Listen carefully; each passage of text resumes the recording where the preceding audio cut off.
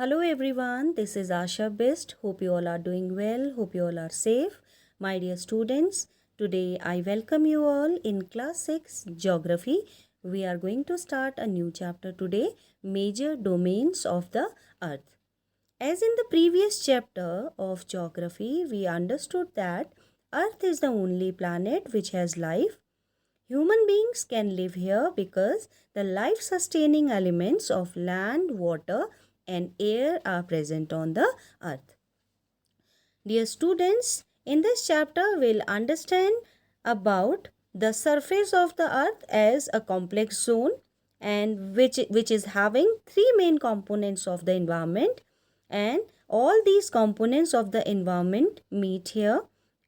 They sometimes overlap and interact. So let us start with the major domains of the earth. Components of the environment. There are three main components of environment: lithosphere, atmosphere, and hydrosphere. The solid portion of the earth on which we live is called the lithosphere. The gaseous layer that surrounds the earth is the atmosphere. The area covered by water is called hydrosphere. The zone which contains all forms of life is called biosphere. So, as I said, the earth's surface is a complex zone in which three main components of the environment meet, overlap, and interact. The solid portion, or you can say the land areas on which we live, is known as lithosphere, and the gases present on earth are known as the atmosphere, where oxygen, nitrogen, carbon dioxide, and other gases are found. That is the atmosphere. Water covers a very big area of the earth surface, and this area is called hydrosphere. I'm sorry. The hydrosphere comprises water in all its forms, like ice, water, and water vapor. Then comes biosphere. This is the narrow zone where we find land, water, and air all together, and which contains all forms of life. Now let us talk about all these major domains of the earth in detail. First of all, lithosphere. It comprises the rocks of the earth's surface and thin layers of soil. There are two main divisions of earth's surface. The large land masses are known as the continents. The huge water bodies are called the ocean basins. So, the solid portion of the earth is called lithosphere, and it has rocks as well as thin layer of soil. This is the main division of the earth's surface, and there are two main divisions of the earth's surface in the form of continents as well as ocean basins. So the land masses on which we live, that are known as continents, and the huge water bodies are known as ocean basins. Now the level of sea water remains the same everywhere. Elevation of land is measured from the level of the sea, which is taken as 0. Now let us talk about the continents. So there are 7 major continents. The greater part of the land masses lies in the northern hemisphere. Asia is the largest continent. So these major 7 continents, they are separated by large water bodies. If we talk about these continents are Asia, Europe, Africa, North America, South America, Australia, and Antarctica. Now, as I said that Asia is the largest continent, it covers about 1/3 of the total land area of the earth. This continent lies in the eastern hemisphere. The Tropic of Cancer passes through Asia continent, and Asia continent is separated from Europe by the Ural Mountains.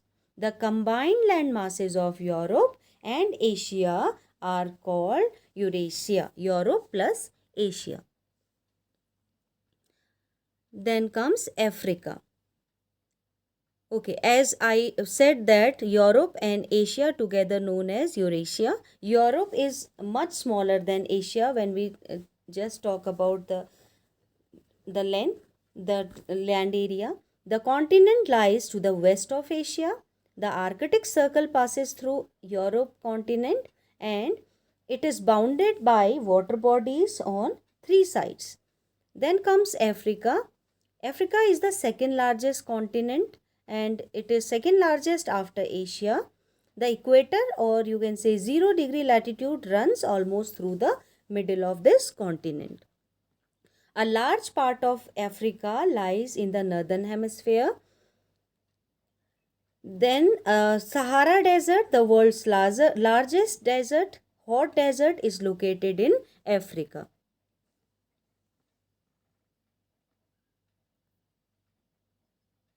Now, North America. It is the third largest continent of the world. It is linked to South America by a very narrow strip of land which is called as Isthmus of Panama. The continent lies completely in the northern and western hemisphere. Then comes South America. South America lies mostly in the southern hemisphere and it has two oceans surrounded on east and west.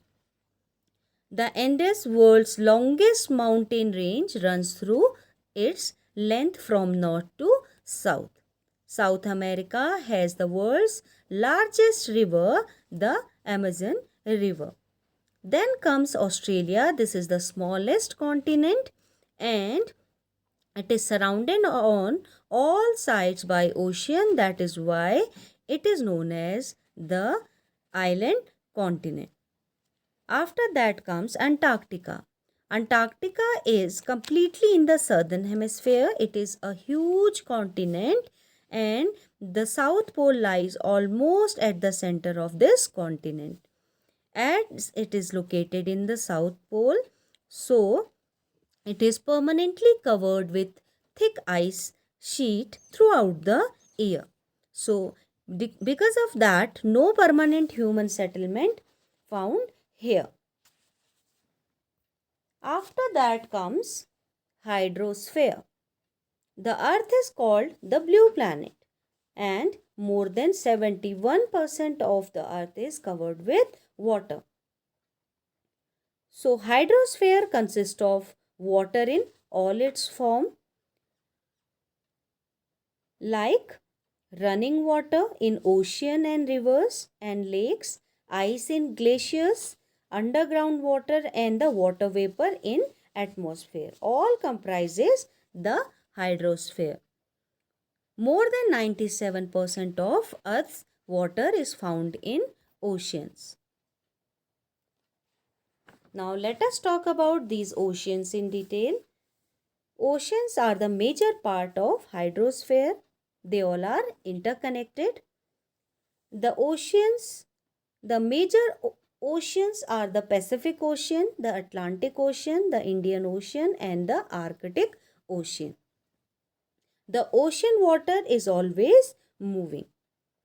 The three chief movements of ocean water are the waves, tides and the ocean current. The Pacific Ocean, it is the largest ocean and it is spread over 1/3 of the earth. The Mariana Trench, the deepest part of the earth, lies in the Pacific Ocean. The Pacific Ocean is circular in shape. Asia, Australia, North and South America surround it. Then comes the Atlantic Ocean. Atlantic Ocean is the second largest ocean and it is the shape like S. The coastline of Atlantic Ocean is highly intended. This irregular and intended coastline provides ideal location for natural harbors and ports. Then comes after that Indian Ocean and it is named after our country India. It is almost triangular in shape, and in the north it is bound by Asia, in the west by Africa, and in the east by Australia. Then comes the Arctic Ocean. It is located within the Arctic Circle and surrounds the North Pole. It is connected with the Pacific Ocean by a narrow stretch of shallow water known as Bering Strait. It is bound by northern coast of North America and Eurasia.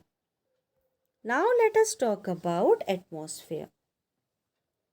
The earth is surrounded by a layer of gas that is called atmosphere. The atmosphere protects us from the harmful effects of the sun rays. The atmosphere extends up to a height of about 1600 kilometers. The atmosphere is divided into 5 layers: the troposphere, the stratosphere, the mesosphere, the thermosphere, and the exosphere. The atmosphere is composed mainly of nitrogen and oxygen. So, the thin blanket of air is an integral and important aspect of the planet. It provides us the air which we breathe, that is oxygen. The atmosphere, as I said, that it extends 1600 kilometers height.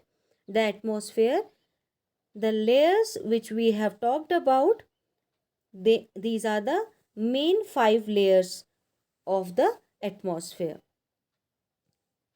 There is 99% of clean dry air, 78% nitrogen, 21% oxygen, and 1% of argon and other gases. Now, the density of the atmosphere varies with height. It varies with height. It is maximum at the sea level and decreases rapidly as we go up. Now, the temperature also decreases as we go upwards, and the atmosphere exerts pressure on the earth. It varies from place to place. Some areas experience high pressure and some areas low pressure. Air moves from high pressure to low pressure. Moving air is also known as wind. Now let us talk about biosphere, the domain of life. The biosphere is the narrow zone of contact between the land, water, and air. That is why our Earth is a unique planet. There are several species of organisms that vary in size from microbes and bacteria to huge mammals. All the living organisms, including humans, are linked to each other and to the biosphere for their survival. The organism in the biosphere, they are broadly can be divided into plant kingdom as well as animal kingdom. All these 3 domains of the earth interact here. For example, cutting of forest for fulfilling our needs of wood or clearing land for agriculture may lead to fast removal of soil from slopes. Similarly, Earth's surface may be changed due to natural calamities like earthquake. For example, there could be submergence of land as happened in the case of tsunami. Parts of Andaman and Nicobar Islands were submerged under water.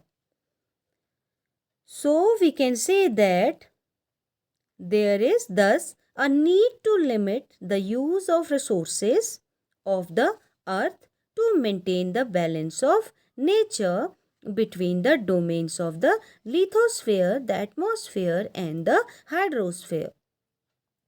Because emission from industries, thermal power plants, and vehicles pollute the air. And increase in the amount of carbon dioxide leads to increase in global temperature, and this is also known as global warming. So, to stop global warming, we should maintain the resources which are present on earth. So this is all about the chapter. Hope you understood it. I'll request you to keep watching the videos. Like, share and subscribe my channel.